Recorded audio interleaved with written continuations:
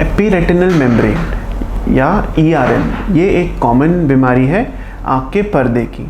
क्या होता है एपीरेटिनल मेम्ब्रेन और इसका कैसे करते हैं इलाज, यही है हमारा आज का टॉपिक।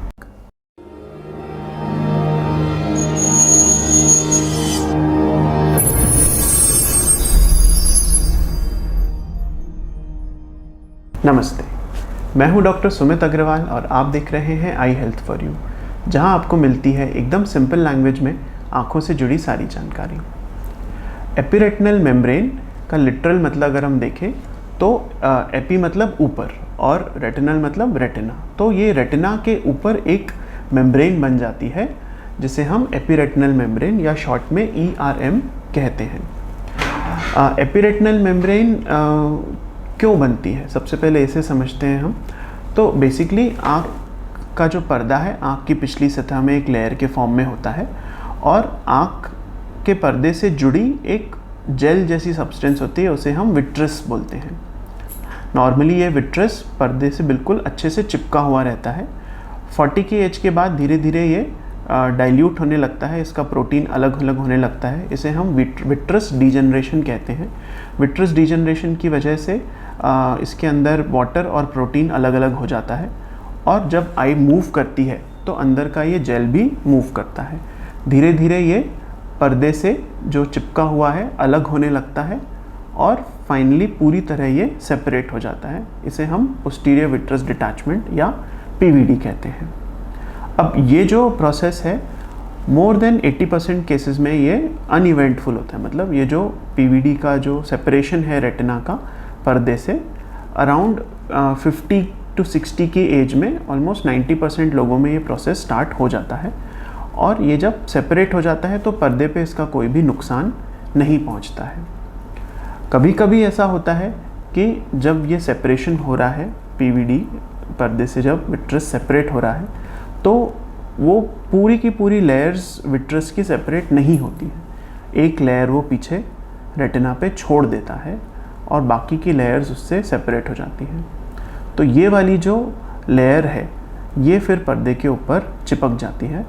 इसके ऊपर सेल्स होते हैं, कॉन्ट्रैक्टाइल सेल्स होते हैं, मतलब उनमें इस तरह से कॉन्ट्रैक्ट करने की कैपेसिटी होती है और उसमें और फिर फाइबर्स, प्रोटीन डिपॉजिट होने लगते हैं और वो एक मेम्ब्रेन के फॉर्म में बन जाती है और वो फिर धीरे धीरे कॉन्ट्रैक्ट करती है जिससे कि वो पर्दे को अपनी तरफ खींचती है। तो यही होता है एपीरेटिनल मेम्ब्रेन। यही सबसे कॉमन तरीका है एपीरेटिनल मेम्ब्रेन बनने का और जैसा मैंने बोला मोस्टली 50 की एज के बाद ही ये प्रॉब्लम हमें आती है सामने। कभी कभी अगर आँख पे चोट लगी है तो यंग एज में भी ये चीज़ आ सकती है, क्योंकि चोट लगने से भी विट्रस PVD वाला प्रोसेस स्टार्ट हो जाता है और वहाँ पर जो सूजन आती है आँख में वो मोस्टली जो सेंटर वाला पार्ट है हमारा मैक्यूला, वहाँ पे ये एपीरेटिनल मेम्ब्रेन बनती है। कभी आँख में चोट लगी है या फिर कभी कोई लेज़र हुआ है आँख का, उससे भी कभी कभी एपीरेटिनल मेम्ब्रेन बन सकती है। आँख में ब्लीडिंग हुई है, अगर डायबिटीज़ है, कुछ नस ब्लॉक हुई है आँख की, तो ये सब ऐसी चीज़ें हैं जो कि एपीरेटिनल मेम्ब्रेन को बना सकती हैं। मोस्टली इसमें एज का ही रोल रहता है। एपीरेटिनल मेम्ब्रेन के सिम्टम्स क्या होते हैं? ERM या एपीरेटिनल मेम्ब्रेन मोस्टली तो एसिम्टोमेटिक होती है, मतलब इसका कोई भी सिम्टम आपको नहीं होता है, आपको नॉर्मल ही दिखाई देता है। रूटीन चेकअप पे ये जब पर्दे के स्पेशलिस्ट करते हैं आँख का चेकअप तो उनको डिटेक्ट होता है कि हाँ पर्दे के ऊपर इस तरह की मेम्ब्रेन है।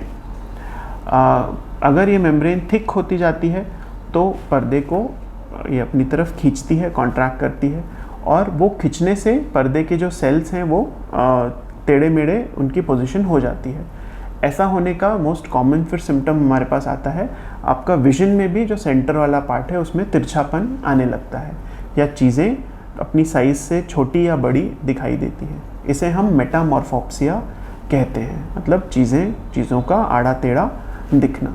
स्पेशली अगर आप क्रिस क्रॉस वाली कोई जाली या ऐसी कोई चीज़ को देखें तो उसमें आपको तिरछापन या अक्षर, लिखा हुआ अक्षर आपको तिरछा, उसके लेटर्स टेढ़े मेढ़े दिखाई देंगे। कभी कभी ये मेम्ब्रेन जब डेंस हो जाती है, थिक हो जाती है, तो लाइट को भी ब्लॉक करने लगती है। उसकी वजह से सेंट्रल स्कोटोमा यानी बीच वाला जो हिस्सा है आपका पर्दे का वो ब्लॉक कर देता है लाइट को, एंड आपको नज़र में भी उस तरह बीच वाला हिस्से में काला घेरा, ऐसा डार्क स्पॉट सा, या ऐसा लगता है कोई पर्दा सा उसके सामने आ गया है। एपिरेटिनल मेम्ब्रेन का ट्रीटमेंट क्या होता है?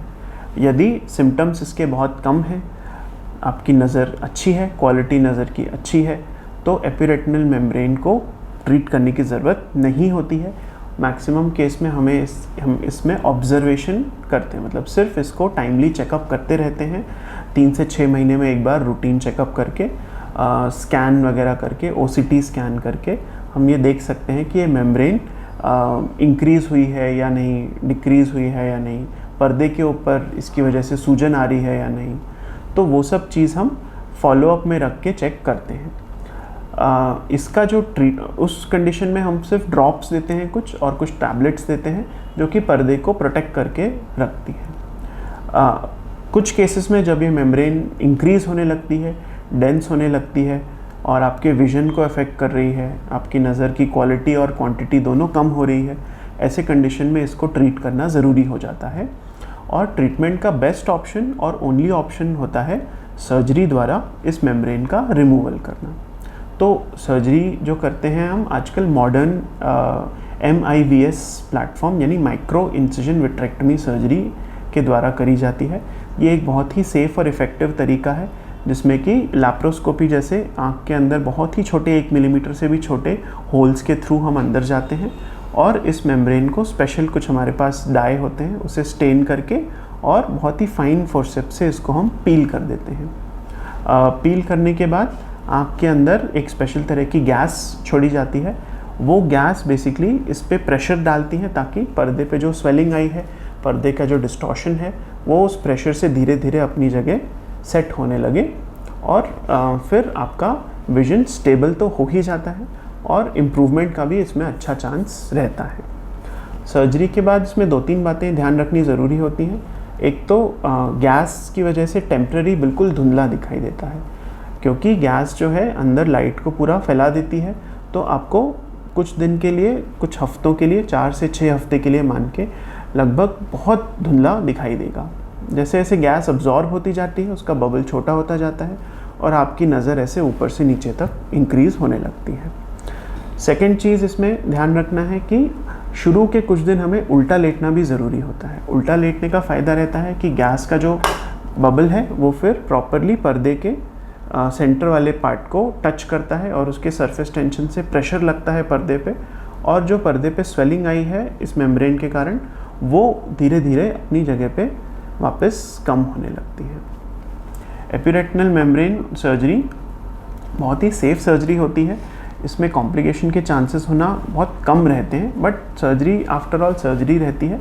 एंड इसमें अगर ऐसे कहें तो ब्लीडिंग, इन्फेक्शन, ग्लॉकोमा, पर्दे का डिटैचमेंट, इसके रिस्क रहते हैं, बट मेरे एक्सपीरियंस में ये सब लेस देन 1% केस में रहता है। तो काफ़ी सेफ़ इसका ट्रीटमेंट है हमारे पास।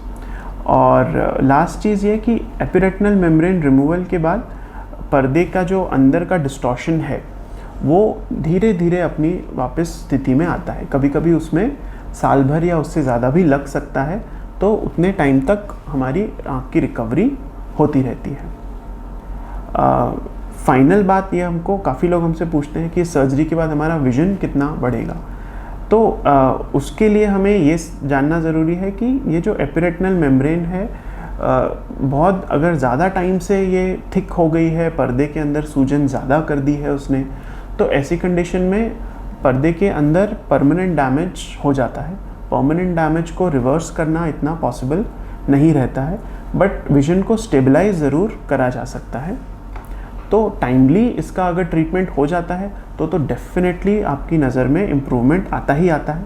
अगर किसी कारण से देर हो गई है, डिटेक्ट नहीं हुई और कभी सर्जरी में देर हो गई है, तो उसकी वजह से स्टेबल करना तो डेफिनेटली इसमें पॉसिबल रहता है। इम्प्रूवमेंट कितना आता है वो हमें देख के ही पता चलता है कि क्योंकि हर किसी पर्सन की हीलिंग कैपेसिटी, हर किसी पर्सन के रेटिना के अंदर के जो सेल्स हैं वो कितना अपने आप को ठीक कर पाते हैं, पहले के कितने डैमेज्ड हैं, ये सब पहले से बताना मुश्किल रहता है। बट स्टेबलाइज तो विजन हो ही जाता है और इसमें इम्प्रूवमेंट आने का भी चांस रहता है। तो ये एक ब्रीफ ओवरव्यू था एपिरेटिनल मेम्ब्रेन्स के बारे में, और ये था हमारा आज का टॉपिक। उम्मीद करता हूँ इससे आपको फ़ायदा हुआ होगा। कमेंट सेक्शन में ज़रूर डालें अपने आँखों से रिलेटेड सारे सवाल, ताकि मैं दे सकूँ उनके जवाब। अच्छा देखिए, अच्छे से देखिए। धन्यवाद और नमस्ते।